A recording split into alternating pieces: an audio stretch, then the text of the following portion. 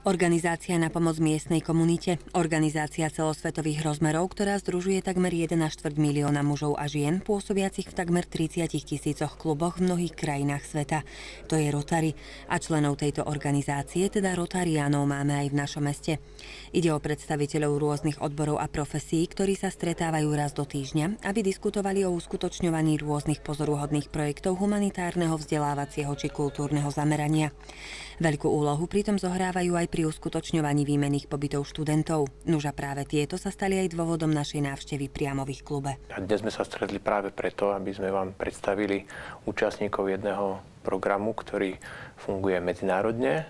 Je to Rotary Youth Exchange. Pre nás je to výmena mládeže organizovaná Rotary. Týka sa výmeny mládeže stredoškolskej, takže účastníci majú obvykle 16 až 19 rokov a pomocou organizácie Rotary International sa naše deti dostanú do sveta a zo sveta na výmenu dostávame deti my. Výmena sa väčšinou organizuje na iné kontinenty, takže deti chodia na Tajván, do Thajska, do Spojených štátov, do Kanady, do Brazílie. My každý rok dostaneme 3-4 deti zase z rôznych kontinentov. Teraz napríklad tento rok hostujeme deti 2 z Ameriky, zo Spojených štátov, jedno z Ekvádoru a jedno z Brazílie. Stráviť celý školský rok v cudzej krajine bez rodičov, súrodencov, priateľov, v krajine s inou kultúrou či inými tradíciami musí byť pre mladého človeka mimoriadne náročné. Úlohu dobre sa aklimatizovať či následne začleniť sa medzi domácich zohrávajú práve členovia Rotary klubu. Keď prichádzajú sem, tak obvykle nemajú žiadnu poriadnu predstavu o Slovensku, nevedia po slovensky. Po príchode zaistíme pre nich rodiny, v ktorých bývajú, chodia do normálnej strednej školy, obvykle gymnázium alebo obchodná akadémia, chodia do školy s našimi deťmi, rovesníkmi a žijú tu vlastne celý rok. To isté robia naše deti, ktoré idú do zahraničia. Napríklad tento rok máme deti v Brazílii, v Mexiku, v Spojených štátoch, mali sme vo Venezuele a podobne. Čo to znamená ten pojem, ktorý ste povedali, naše deti, ktoré odchádzajú teda do tých zahraničných krajín? Naše deti, my ich teda tak voláme, ale nie sú to deti nás ako Rotariánov, i keď aj pre ne je program. Sú to deti, ktoré bývajú v tomto regióne a ktorých rodičia požiadali o možnosť účasti v tomto programe, prešli výberovým konaním na úrovni klubu, na úrovni dištriktu a keď splnili všetky tie predpoklady, tak vycestovali do zahraničia, ale náš klub je vlastne ako sponzorský klub, čiže my sa za ním musíme zaručiť, my ten výber urobíme. No a potom ich voláme naše deti. Obvykle, keď posielame 5-6 detí vonku, tak možno jedno je dieťa Rotariána, ostatné 4-5 sú deti iných. Kedysi, keď sme boli mladší, tak možno tých našich detí bolo viacej, teraz už sme starší, tak sú to väčšinou deti nerotariánov. Prišla som na Slovensko a na výmenu, pretože chcela som sa učiť nový jazyk, novú kultúru a mám rada nové zážitky. V Amerike je tam málo ľudí, ktorí Slovensko poznajú. A ani ja som nevidela veľa o Slovensku, tak mi bolo zaujímavé. Myslel som, že bol to zaujímavé a že chcel som prísť tu tiež. A tiež hostil som chlapec zo Slovenska. Aj on býval u nás 4 mesiace tam v Brazílii, v mojej doma. A takže chcel som pozerať, ako tu je. Tam v Brazílii nepoznáme veľa o tom Slovensku, aj len poznáme, ako keď bol Československu. Takže chcel som pozerať, ako tu je a tak. A povedz teda, aké to bolo úplne prvý raz, keď si vkročil na Slovensko, keď si vystúpil, prišiel si na Slovensko, aká bola prvá reakcia?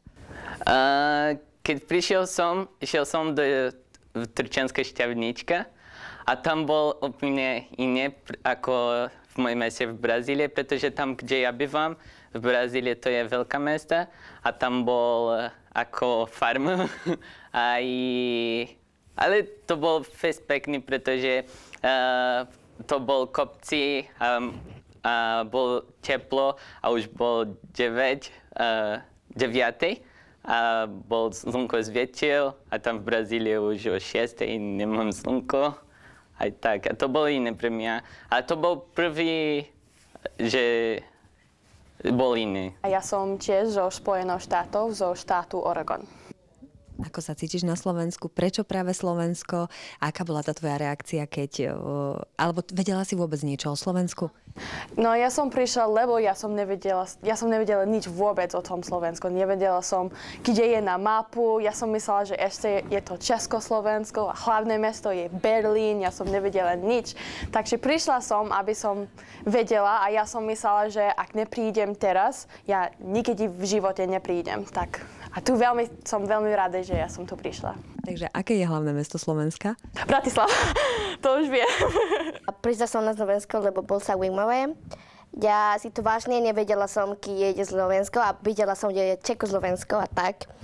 Tak môj klub z Ekvadoru mi povedal, že no tak kam môžeš ísť do Tajván, Brazíl, Kanada alebo Slovensko. A ja som bola ako, no tak bude zaujímavé a prečo nie? Tak povedala som môj otcovi, no tak ja chcem ísť tam a prečo nie, idem. A tak, a teraz som tu. A okrem tej spolupráce s rodinou a tých dobrých vzťahov, tak určite to musí dobre fungovať aj v tej škole. Takže ako k tomu boli naklonení či už riaditelia alebo pedagógovia jednotlivých škôl tu u nás v Martine? Nájsť školu, ktorá príjme tieto deti, býva niekedy problém. V niektorých mestách nám hovoria, že to je ťažké. Je treba presvedčiť hlavne vedenie školy, aby to skúsili a zase je tam tá dobrá vôľa, lebo mnohí sa boja práve preto, že nemajú skúsenosť, tak ako mnohí rodičia sa boja zapojiť do programu, čo budeme robiť s cudzým deckom. Nikdy sme to nerobili. No proste jediný spôsob, ako to je naučiť sa, je to skúsia. Takže keď nájdeme ochotné vedenie, tak zatiaľ tie skúsenosti sú také, že nikdy neľutujú. My sme to mali ľahšie, že riaditeľ gymnázia Letrichovo je náš člen, takže toho sme nemuseli tak dlho presviečať. A vlastne od roku 2004 chodia tam deti. V posledných rokoch sme rozšírili spoluprácu aj s obchodnou akadémiou, ale pokiaľ sa prihlásia ďalšie stredné školy, veľmi radi tie deti rozdelíme do iných škôl.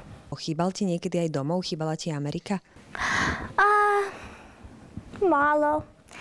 Musíš robiť veľa. No, bolo mi veselo u prvej rodiny, aj v škole. Spolužiaci ťa prijali bez problémov, alebo musela si sa s nimi nejako naučiť fungovať? Bolo ťažké, lebo ja si myslím, že Slováci sú hambliví. Ale keď ma už dobre poznali, nemali sme problémy. Učitelia? Sú veľmi milí. Teraz som v gymnáziu Jozefa Letricha a to mi veľmi dobre. Oni boli priateľi so mnou a oni chceli vedieť všetko o tom Brazílii a tak. Aj spolužiačky, oni chceli rozprávať so mnou. Prvýkrát, že som išiel tam, oni boli trošku čudní. A oni mi povedali, že... A oni nerozprávali so mnou, pretože tiež nevedel som po slovensky a musel som rozprávať po anglicky. A oni nechceli trénovať angličtinu. Ale potom teraz oni sú priateľi so mnou a oni rozprávajú celý čas. Tak. My keď pozeráme tie americké filmy, tak ono to tam väčšinou vyzerá tak, že tí Američania si ten život iba tak užívajú, že oni prakticky akože tam majú, každý má doma bazén, ja neviem, miesto učenia sa kúpu, alebo sem tam idú do školy, ja neviem, funguje to tak naozaj? Nie, není pravda. Nie. No, rozdiely sú menšie ako vyzerá vo filme. Máme malé rozdiely, ale ľudia, niektorí sú dobrí, niektorí sú zlí, aj v Amerike, aj na Slovensku. Aké predpoklady musí spĺňať to, ktoré dieťa, ktoré teda môže odcestovať do zahraničnej krajiny? Je to otvorené pre akékoľvek normálne dieťa, ktoré navštevuje strednú školu. Tie prijímajúce krajiny niektoré majú kritériá, že musí mať vek menej ako 18 rokov, menej ako 18,5 roka, čiže tomu sa musíme prispôsobiť. Ale v zásade môže sa zúčastniť ktorékoľvek dieťa, ktoré má v prvom rade záujem spoznávať niečo nové, naučiť sa niečo nové, skúsiť žiť celý rok bez toho prostredia, ktoré pozná, čiže také dobrodružnejšie povahy majú výhodu. Musia samozrejme splniť tie kritériá pri tých pohovoroch, ukázať nejaké znalosti, záujem. Musia zaplatiť poplatok, ktorý je o výške 1800 €, proti ktorému zase dostávajú v tej krajine, kde sú mesačné vreckové, tak ako naše deti, ktoré sú tu, dostávajú vreckové od nás. Absolvujú 3 školenia, tréningy, prípravy, ako by som to nazval, víkendové. Jedno z toho je s rodičmi. No to je asi všetko, čo... Hlavne je to tá odvaha zmeniť všetko na jeden rok. Ako dlho tieto pobyty už fungujú, čo sa týka Rotary klubu? A zaujíma ma takisto, či ste sa už aj stretli s tým, že sa nejaké dieťa, či už u nás na Slovensku alebo v zahraničí, neaklimatizovalo a jednoducho nezvládalo to tam? Tento program výmeny existuje od rokov 1961, myslím, vo svete. Samozrejme, za komunizmu u nás Rotary kluby nefungovali, takže u nás sa to začalo až po roku 1990. Na Slovensku prví výmenní študenti v 1992. My, Rotary klub Martin, sa podielame na tom dokonca už pred oficiálnym uznaním, čiže od roku 2001 deti z Martina sa zúčastňujú. Ja som mal napríklad syna v roku 2003 na výmene. Za tie roky, áno, stretli sme sa aj s takými prípadmi, že proste napriek tomu, že ten výber prebehol čo najlepšie, snažili sme sa spoznať to dieťa čo najlepšie. Je to náročné. Proste zo dňa na deň sa dostanete do prostredia, kde je iný jazyk, iná klíma, iná kultúra, všetko je iné. A niekedy je to vždy ťažké zvládnuť a niektorí účastníci to nezvládajú až tak, že nakoniec po dohode s rodičmi prichádzajú predčasne. Nám sa stal zatiaľ v klube jeden taký prípad. Potom je druhá možnosť, že ten účastník programu je poslaný domov, pretože porušil nejaké pravidlá, napríklad zákaz pitia alkoholu a podobne. Takže, ale to sú také... Stáva sa, no proste sú to mladí ľudia.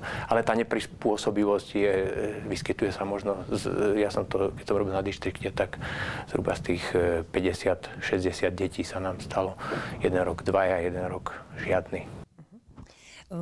Musí byť naozaj veľmi náročné aj pre toho mladého človeka, aby sa naozaj zžil s cudzou krajinou, s cudzou rodinou, ale rovnako to musí byť ťažké aj pre tú samotnú rodinu. Takže sú tam nejaké požiadavky aj na tú rodinu. My sa o chvíľočku budeme rozprávať s maminami, ktoré teda prijali zahraničné deti. Ale aké podmienky kladiete na ne? Alebo na základe čoho vyberáte tie rodiny, kde potom putujú títo zahraniční študenti? Tá hosťujúca rodina musí splniť pomerne málo tých objektívnych podmienok. To znamená, že musí byť schopná poskytnúť pre to dieťa vlastnú posteľ. Nemusí byť pre to dieťa vlastná izba, môže byť v izbe s iným, s dieťaťom tej rodiny, ale rovnakého pohlavia. Čiže nemôžu chlapec, dievča. Čiže to je jedna podmienka. A druhá podmienka je, že musia sa o neho starať primerane, to znamená poskytnúť mu stravu a hlavne rodičovský dozor. Takže myslím si, že to takto nevyzerá, ani to nie je až tak veľmi náročné. A to, čo sa snažíme zistiť, je, aby či tá hosťujúca rodina to chce urobiť. Rodiny, ktoré proste si povedia, že to skúsime, chceme to, lebo máme radi svoje deti, aj sme ochotní prijať cudzie deti. Keď sa raz do toho zapoja, tak vždy tú cestu nájdu a zvládnu to. Ja som sa dostala do tejto spoločnosti Rotary klubu, je to taká akože rodina a tým pádom som vlastne mohla hosťovať dieťa. Moje dieťa odchádzalo tiež s týmto Rotary klubom do zahraničia, žila tam celý rok a vlastne v tých podmienkach je, že ja hosťujem akože tiež dieťa. Dá sa povedať 3 deti, je to v období 3,5 mesiaca a bolo to vlastne veľmi pekné vrátiť to, čo moja dcéra zažila v zahraničí, vrátiť to zase ďalším tým deťom, ktorí vlastne chcú cestovať, chcú spoznať túto krajinu, chcú sa naučiť vlastne slovenskú reč a vlastne hlavne žiť v rôznych rodinách. Či je to žiť na dedine, či je to v meste a dá sa povedať, že keď žijú u nás, už tu není návšteva, ale žijú určité dlhé obdobie a musia vlastne sa zapojiť do našeho rodinného života. Bolo to pekné vlastne poskytnúť im túto starostlivosť. Ale predsa len musí to byť také zvláštne, možno keď si spomeniete na tie úplne prvé skúsenosti, predsa len zrazu bolo cudzie dieťa vo vašej rodine, zrazu ako sa s ním naučiť komunikovať, nepoznali ste, predpokladám, aká je jeho povaha, ako sa k nemu dostať, ako sa s ním nejakým spôsobom spriateliť? Tak my sme sa skontaktovali už pomocou Skypeu už oveľa pár mesiacov akože predtým, aby sme teda vedeli, že aká je, aby ona zase spoznala nás, kde prichádza. Takže vlastne už sme sa trošičku poznali. No a potom, keď prišla, no veľmi nám pomohla aj moja dcéra, pretože oni boli už kamarátky vopred, oni vlastne komunikovali v angličtine. Napríklad veľký problém je aj to, že je tu aj rečová bariéra. Samozrejme, naša rodina moc nerozprávala anglicky, čiže iba tie základy.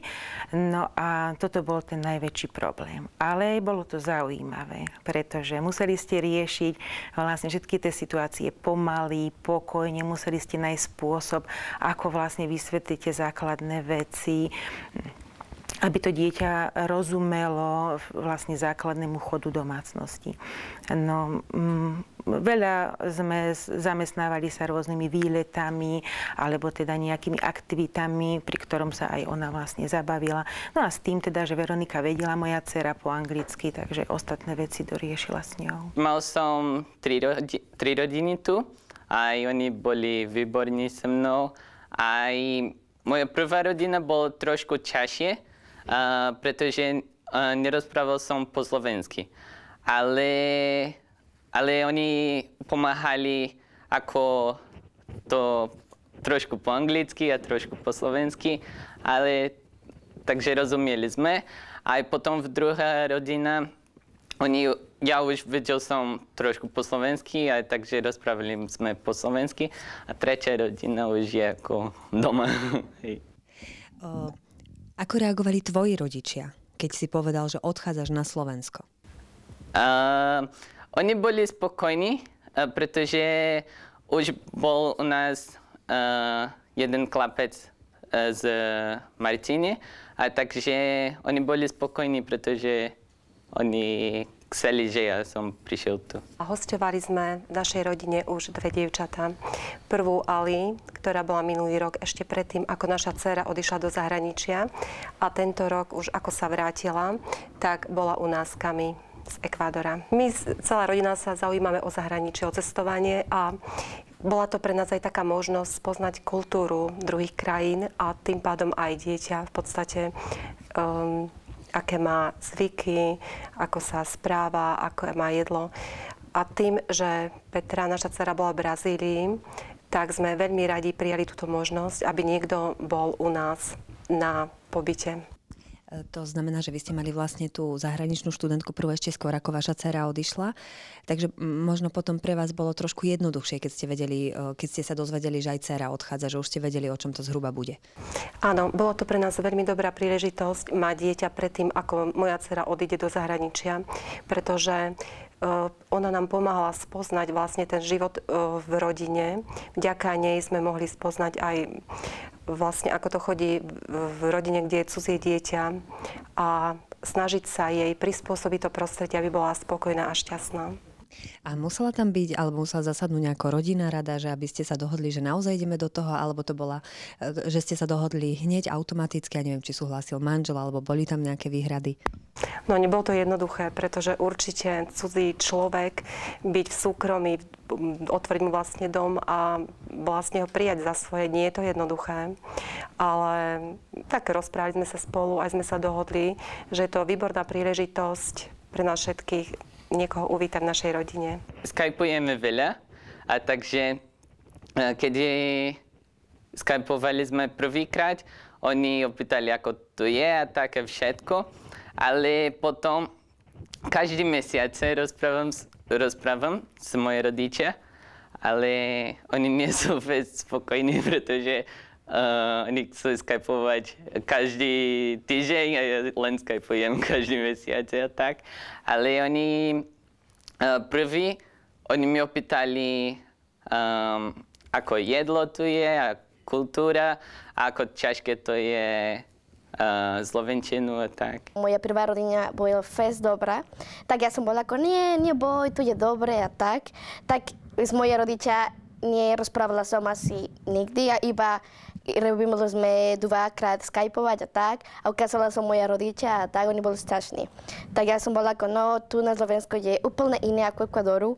A ja bývam v hlavné mesto Quito, tak tu je malý pre mňa, ale tu je fakt zaujímavé, je pekne, páči sa mi a tak. Moja prvá rodina, ja som tam mala 2 sestrov a oni vedeli po anglicky, tak nebolo to veľmi ťažké. Bolo to ťažké, ale oni pomáhali veľa po anglicky, aj už sme predtým, keď som ešte bola v Amerike, oni so mnou rozprávali na Skypeu, tak už trošku sme poznali a oni boli úžasní, lebo ja som nevedela nič, nevedela som, kde je škole, kde môžem jesť, a oni boli veľmi dobrí na mňa. To, že dieťa prichádza na Slovensko, tak je veľmi dobré, aby sme rozprávali našou rečou slovenskou. Vtedy vlastne dosiahneme to, že to dieťatko sa naučí lepšie rozprávať, rýchlejšie sa zapojiť do tohto našeho slovenského života a lepšie sa zaradiť do školy. No ale určite je to dobré teda aj pre našu rodinu alebo pre mňa, aby si človek zopakoval aj rozprávanie v angličtine. Boli aj také chvíľky, keď jej bolo ťažko tu na Slovensku, že naozaj mala ten pocit, že by sa práve v tej chvíli chcela vrátiť späť domov, že naozaj niečo také, nemyslím, že zažila, ale že proste prišlo jej clivo. A myslím si, že naša Madeleine ani nemala také chvíle. Dá sa povedať, že si to vždycky vyrozprávali aj s mojou Veronikou. A to, že je možnosť byť na Skype s rodičmi, mailovať s rodičmi a svojimi blízkymi, to je akože veľmi dobré, pretože ste v kontakte s tou svojou rodinou. Samozrejme, mali by to obmedzovať tie deti, aby teda neboli dlho na počítači, ale vlastne v tých chvíľach, keď im je ťažko, im to veľmi dobre padne.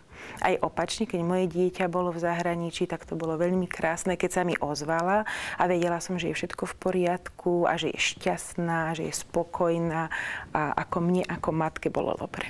Na Vianoce bolo to ťažké, lebo my v Amerike, my sme spolu a to bol prvýkrát v živote, že ja som nebola s maminkou a bratom a bolo to ťažké, ale ja som mala, ako moja rodina, bolo to super. Oni ako, Lili, nebuď hore sama, poď s nami a tak oni vedeli, že bolo to ťažké. Oni boli super a teraz oni sú ako maminka a otci, no. A celý život budem oni s nimi. Ako spoznať. Mali v rodine zaužívané niečo také, čo ťa prekvapilo a s čím si sa musela nejako zmieriť? Ja neviem, poviem príklad, že musela si byť v posteli večer o 9:00, o 10:00, že tam niečo takéto, alebo mali proste niečo také rodinné, s čím si sa predtým nestretla? No áno, bolo to úplne iné, lebo moja rodina v Amerike, moja rodičia už nie sú spolu a mám iba jedného brata a ja som mala tam 2 sestrov. A bolo to úplne iné, ako fungovala rodina. Ako ráno oni raňajkovali spolu a v nedeľu my sme vždy mali obed spolu a to bolo úplne iné pre mňa, lebo moja rodina, my nie sme takí. Ako sa obliekame napríklad oproti vám? Neviem, ja si myslím, že slovenskí dievčatá ste ako veľmi ako pekná. Každý deň máte pekné topenky a krásne oblečenie, ale my v Amerike neviem, my nie sme takí, ako každý deň musíme byť pekní. V televízii ste pozerali americké filmy alebo skôr naopak tie slovenské? Aj. A čo hovoríš na tie slovenské trebárs? Lebo my všetci pozeráme iba tie americké väčšinou. Ale niekedy s rodičmi pozerala som Československo má talent. To sa mi páčilo. Alebo pozerali sme nejaký americký film po slovensky. Nerozumela som moc u prvej, ale u druhej rodiny už som rozumela niečo. Ty takisto rozprávaš veľmi krásne po slovensky, tak povedz, čo ty hovoríš na náš jazyk a ktoré slovo ti možno robí najväčšie problémy alebo robilo? Slovenčina je fakt ťažká a niekedy som sa nahneval, ale páči sa mi. A som rada, že som sa učila. Je aj nejaké slovo, ktoré je pre teba také najkrajšie po slovensky, alebo ktoré je naopak najťažšie? Najťažšie je výslovnosť niekedy je ťažké, ako máte c, h, h. Neviem to povedať. Festačke. No, to vážne. Ale je zaujímavé, ale ťažké. Ja som tiež ako, pre mňa je úplne iné, že H a H, lebo z Ekvadoru ako H nemá nič a H je Č. Tak ja som, keď bola som chorá a ja čítala som tu, že bola som čora a on bol ako čo? Čora, prepáč, chora. Tak to je festačka, ale teraz ako normálne tak. A tiež, že keď je že a tak, to je ťažké pre mňa. A gramatiku, ale asi podľa mňa myslím, že ako chápeme a to je dobre tak. Povedzte teda ako mamina, možno teraz nás pozerajú niektoré ďalšie maminy, ktoré možno uvažujú, alebo ktoré teraz aj so svojimi deťmi to sledujú a dieťa možno povie, že aj ono by chcelo. Aký je to pocit pre tú maminu, keď jej zrazu odchádza to dieťa na celý rok preč? No, bolo to pre mňa prekvapenie, lebo ja som s tým nikdy nerátala, že mi už vlastne taká 17-ročná odíde z domu a na celý rok. Ale ona bola vždy taký svetobežník, no ale pre mňa to bolo zložité, bála som sa toho. Nikto z môjho okolia nemal deti takto vycestované na dlho v mojom veku. No ale keď som sa dostala do tohto akože prostredia Rotary klubu, tak boli tu ľudia, ktorí mali zážitky. Boli tu fakt ako veľmi pekné prípravy, kde s nami rozoberali problémy, kde nám poukazovali, že tie deti sú spokojné, že sa majú dobre. A ak sa oni vedia rozprávať, ak oni vedia rozprávať o svojich problémoch, tak myslím si, že je to akože veľmi dobre a vyriešia všetky problémy, ktoré by mohli vzniknúť. Čo sa týka možno aj takých drobností, ale pritom dôležitých vecí, ako je varenie, neviem, prispôsobovali ste sa jej strave, alebo naopak chceli ste, aby naozaj pocítila tú slovenskú kultúru a že sa varilo to tradičné slovenské?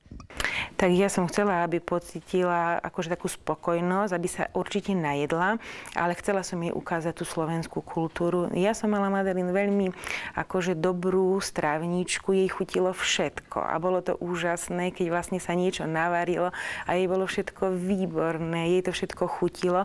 Čiže fakt aj taká akože rozdielna chuť v jedlách, či to boli polievky, či prívarky, či obyčajné slovenské halušky, tak jej chutilo, dá sa povedať, všetko. Bolo mi prekvapený, že veľa jeme na Slovensku. Napríklad na obed v Amerike dáme si iba jeden baget alebo niečo také. A na Slovensku vždy mamina uvarila polievku a potom druhý. Vždy som bola veľmi plná. Ale všetko mi chutilo. Chutí mi najviac, myslím, že neviem, či zemiako flacky, alebo kapuznica tiež veľmi mi chutí. A to, čo je iné pre mňa, pretože tu vy máte ako sladké jedlo, ako obed alebo večeru. Aj tam v Brazílii len máme sladné jedlo a potom máme sladké. Takže čo chutí mi najviac je, že môžeme jesť sladké ako jedlo, vieš, ako. To je dobré. Môj prvýkrát v hokeji bolo tu na Slovensku. Ja som išla do Bratislava a videla som tam a bolo to, ako všetci sa tešia.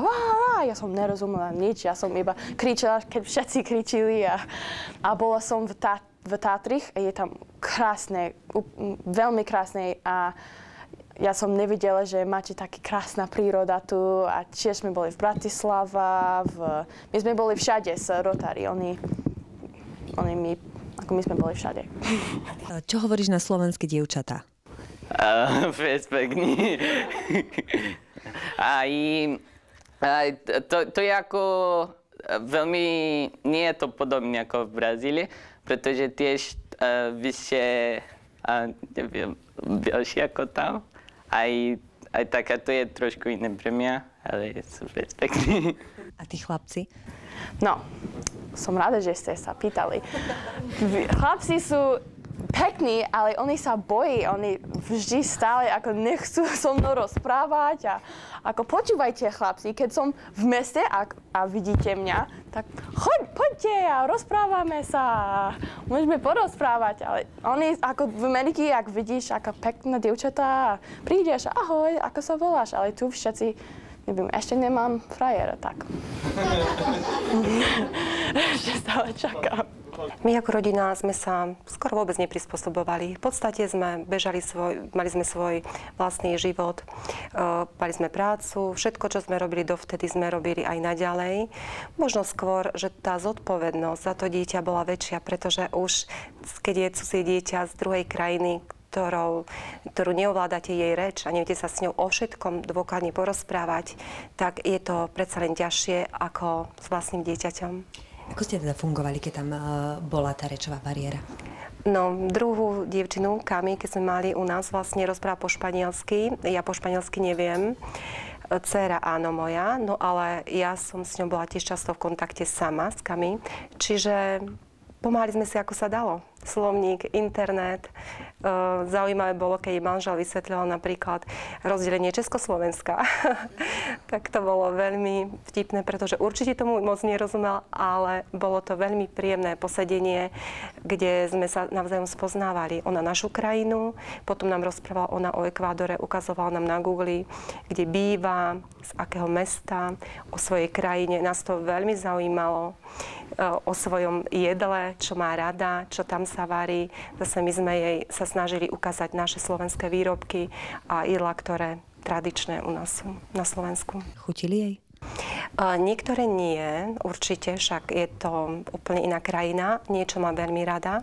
Naposledy sme spolu varili halušky, pomáhala mi, čiže aj koláče. Sme spolu piekli a veľmi ich chutia a chce aj recept domov, tak určite ich bude robiť aj v Ekvádore. Jedlo je úplne iné a ja, keď bola som moja prvá rodina, ja som jedla veľa a keď robila som Skype s moja mamina, ona bola ako, Kamila, čo sa stalo? Ty si také tučná. A ja som bola ako, nie mamina, nie som tučná tak. Ale moja mamina, ona robila vždy koláč a mňam, eňo, ňuňo a tak. Ja bola som strašná tam. A tak. To je fakt zaujímavé pre mňa. A tiež ako tu, že školy, to je úplne iné. A ja studovala som na ako vojak škola, tak chápeš, ako takéto. A tu ako, no môžeš robiť, čo chceš a tak. To je úplne iné. Je to veľmi zaujímavá skúsenosť a odporúčam to každému, nech si to vyskúša. Je to veľmi obohacujúce pre celú rodinu, nielen pre rodičov, ale aj pre tých súrodencov hostujúcich. Keby ste mali ísť do toho znovu, išli by ste? Asi áno, lebo je to veľmi zaujímavé aj spoznať iné dieťa, lebo máte dve svoje deti a dá sa povedať, zrazu vám príde niekto úplne iný a vy sa vlastne pozastavíte nad tým, že aké je to správanie toho dieťaťa, aké je to dieťa, aké sú moje deti. Je to spoznanie znova ďalšieho človeka. Je to veľmi pekné. No určite. Na to sa veľmi tešíme, pretože my to nejako nepokladáme za nejakú príťaž a tým, ako som spomínala, že veľmi radi spoznávame druhé krajiny, inú mentalitu, inú kultúru, tak myslím si, že určite do toho pôjdeme radi. Čo vás Kami naučila? Kami, tak uvarila nám výborné jedlo. Čo nás naučila, je spontánna, je živá, je veselá, temperamentná.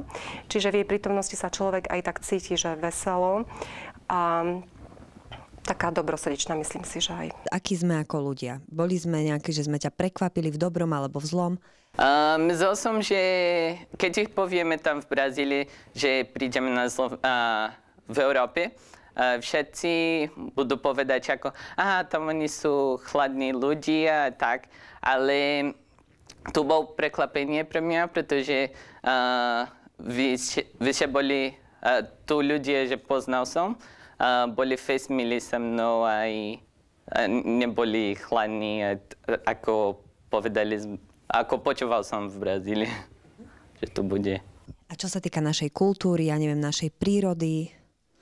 Príroda to je úplne iné ako tam, pretože tu vy máte sneh a tam je celý čas teplo.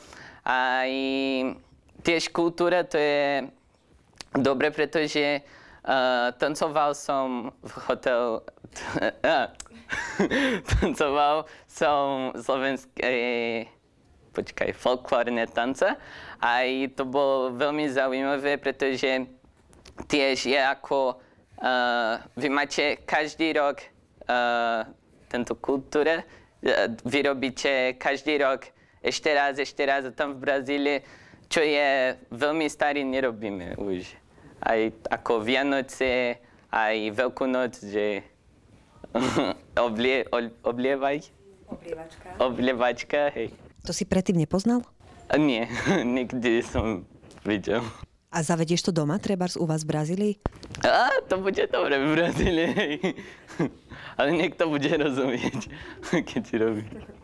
Ja som jedla a potom mu bolo ako, ahoj Kami, a on mi dal takéto vodu a potom perfum, ja som bola ako, čo?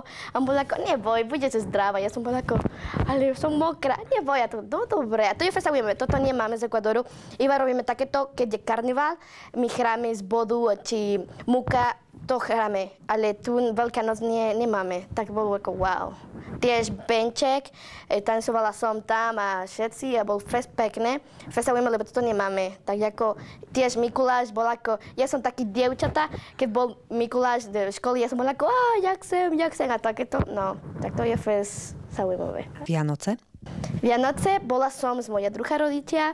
Bola som také trochu smutná, ale moja maminka a môj otco bol ako, no neboj a tak išli sme do moja babka a bol fest pekné. Skypovala som s moja rodičia z Ekvadoru a potom ja som bola ako, tak mamina, pozri, toto je môj ocino, toto je moja mamina, moja sestra, tak. A bol fest dobre, cítila som veľmi dobre a tak. Najprv ste veľmi hambliví, ale ste milí. A keď už sa poznáte dobre, myslím, že ste veľmi priateľskí, veľmi dobrí. Máte tu veľa rozdiely. To veľká prekvapila bolo to, keď som prišla do školy a všetci boli ako, prečo tu my na Slovensku, my tu nemáme nič, je tu nudné, je to, prepáčte si, tu je to hrozná krajina a ja som bola, na čo? Tu máte úžasná krajina a v Amerike my sme všetci ako, Amerika je dobrá krajina a neviem, tu ste ako, nie ste radi, že ste zo Slovensky. A ja myslím, že tu máte úžasná krajina, ale nevidíte vy. Čo tu máme také úžasné, teda z tvojho pohľadu? No, máte prírody a máte veľké srdci a všetci sú, keď som prišla, boli ako, vítajte a rozprávať, ja budem ti pomáhať po slovensky a my v Amerike sú cudzinami, my v Amerike my nesme takí. Ak nevieš po anglicky, my nechceme s tebou porozprávať. Ale tu všetci ako sa tešili na mňa a ste dobrí ľudia. Ja viem jeden básničku a poviem trošku. Je to Slovák na mesiaci, Ľubomír Feldek. A to ja som išla na súťaž, tak poviem trošku. Tak, dali ste mi za úlohu spraviť kalendár. Malo to byť báseň prvé akosti. No napísať zabránilo mi ju pár objektívnych ťažkostí. Prší v Zágole, odkiaľ sa poznáme, nikomu nepoviem. Klasicky hamblivá, smeje sa očami, mal synku na lakti a tašku od mami. So mnou nikdy nezostárneš, so mnou nikdy nezostárneš, so mnou nezostárneš. Tebe sa chce odísť zo Slovenska? No, asi nie, ale no, neviem. Či aj ty si tu ideš nájsť frajera? Toto nemôžem rozprávať, lebo no, máme rúle, tak nemôžem, ale... Keď si pamätám, keď prichádzala, sme sa na ňu veľmi tešili. Boli sme pre ňu na letisku a sme cestovali, celou cestou sme si spievali. Boli sme veľmi šťastní a unavení. Ani sme si moc nerozumeli, ale už tam bolo vlastne také puto, že sme sa cítili veľmi dobre. A už keď je odchádzať, no, tak našťastie je ten internet, Skype, Facebook, čiže budeme spolu komunikovať, ale no tak je to zase skúsenosť pre nás a pre ňu. Bude mi smutno. Slovensko mi bude chýbať. Aj tu rodinný život, kamarátky zo školy. Ja neteším domov a už som smutný, keď myslím, že musím ísť za 2 mesiace, už cvičím smutný a tak. Aj pretože to viem, že už budem chýbať veľmi rozprávať po slovensky, aj jedlo, aj ľudia, aj škola, všetko, aj v Martine tiež. Nechcem ísť tomu. Nie, nechcem. Keď rozmýšľam o tom, že ako musím ísť tomu, plakám. Ale vaši sa ťa už doma asi nevedia dočkať? No, ale moja mamika tu príde, budúci týždeň tu bude a potom to bude dosť, už nemusím ísť tomu. Videla som maminka a potom, čo ešte potrebujem? To, čo ste hovorili, že o tých neprispôsobivých deťoch, tak ako sa stáva, že sa proste nezžijú s tým prostredím, máme aj opačné prípady, keď sa deti veľmi zžijú s prostredím, zžijú sa dokonca tak, že sa po čase vrátia tam a bývajú, žijú tam, niektorí si nájdú priateľov, priateľky, niektorí sa oženia, vydajú. Ja napríklad mám nevestu, Američanku, účastničku tohto programu spred 5 rokov, takže tá aklimatizácia je opačným smerom častejšia. Ak nás teraz sledujú či už mladí ľudia, alebo naopak rodičia, ktorí by sa chceli zapojiť do tohto projektu, ako majú postupovať? Treba sa obrátiť na náš Rotary klub, treba sa zamyslieť, či teda sa chcú zapojiť do toho programu. Hovorím to hlavné, čo je potreba, aby mali dobrú vôľu. Kde je vôľa, tam je cesta, ako sa hovorí. Takže keď majú dobrú vôľu a chcú umožniť svojmu dieťaťu, aby strávilo rok v zahraničí a zároveň sú ochotní prijať niekoho do svojej domácnosti, tak myslím si, že treba sa obrátiť na nás. Najhoršie, čo sa môže stať, že to dieťa nevyberieme, alebo že sa vzdá z toho a podobne. Ale horšie byť nič nestratia. Pokiaľ sa teda to dieťa nevyberie, neprichádzajú o žiadne peniaze, o nič. Ten poplatok sa platí až vtedy, keď je isté, že to dieťa pôjde do zahraničia.